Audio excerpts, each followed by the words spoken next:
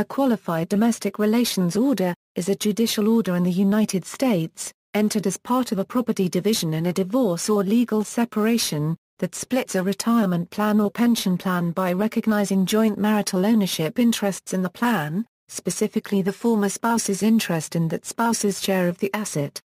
A QDRO's recognition of spousal ownership interest in a plan participant's pension plan awards a portion of the plan participant's benefit to an alternate payee. An alternate payee must be a spouse, former spouse, child or other dependent of the plan participant. QDROs apply only to employee benefit or pension plans subject to the Employee Retirement Income Security Act, the American federal law governing private sector pensions. Comparable types of orders divide military retirement pay and federal civil service retirement plans, and for state, county and municipal retirement plans in most states. A QDRO may provide for marital or community property division between the plan participant and the alternate payee, or for the payment of alimony or child support to the alternate payee. QDROs must first be issued by a state-level domestic relations court, and are then reviewed by plan administrators for compliance with the terms of the plan and with ERISA or other applicable law. The QDRO may be a separate document or it may be part of a divorce decree, and is valid as long as it meets the standards for a qualified domestic relations order under ERISA and meets the standards of the plan to which it applies. Courts have jurisdiction to declare a QDRO qualified as comporting with federal law, but pension plan administrators must determine whether a QDRO meets the requirements of a specific pension plan. Definition: a qualified domestic relations order is a domestic relations order which creates or recognizes the existence of an alternate payee's right to, or assigns to an alternate payee the right to, receive all or a portion of the benefits payable with respect to a participant under a qualified plan. A domestic relations order is qualified by a plan administrator upon the plan administrator's determination that the order meets the plan's rules for segregation. Such orders do not relate to plans not covered by ERISA. A domestic relations order is any judgment, decree, or order which relates to the provision of child support, alimony payments, or marital property rights to a spouse, former spouse, child, or other dependent of a participant, and is made pursuant to a state domestic relations law. An alternate payee must meet ERISA's definition of an alternate payee, any spouse, former spouse, child or other dependent of a plan participant who is recognized by a domestic relations order as having a right to receive all, or a portion of, the benefits payable under a plan with respect to such participant.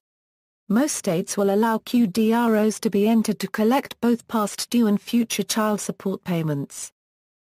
Plans not covered by ERISA. Examples of retirement plans not covered by ERISA include military retirement pay, state and municipal retirement plans, federal retirement plans, federal employees retirement system and thrift savings plan, individual retirement accounts, and most deferred compensation plans. However, a QDRO can be used to divide an IRA because it is a divorce or separation instrument described in subsection of Section 71(b) (2), under IRC Section 408(d) (6). Valuation of the distributive award. There are several methods of determining of each party's share of the plan benefit. One of the relevant factors is whether or not the participant was already enrolled in the plan prior to the marriage. If plan participation postdates the date of the marriage, each party's share is 50% of the participant's benefit value as of the date of the commencement of the divorce action, execution of a stipulation of settlement agreeing to the distribution, separation, or entry of the divorce judgment. If plan participation predates the marriage, some states use the Majorskas or Quovirtue formula.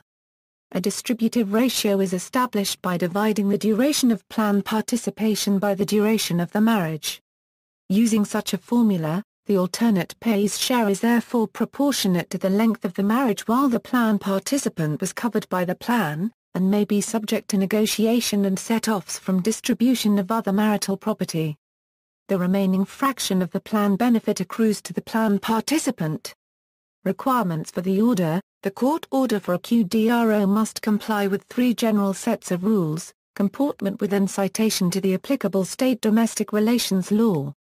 Applicable state law and its standards is specific to each state. For example, with respect to New York's DRLA Section 236, the distribution must be equitable. U.S. Tax Code.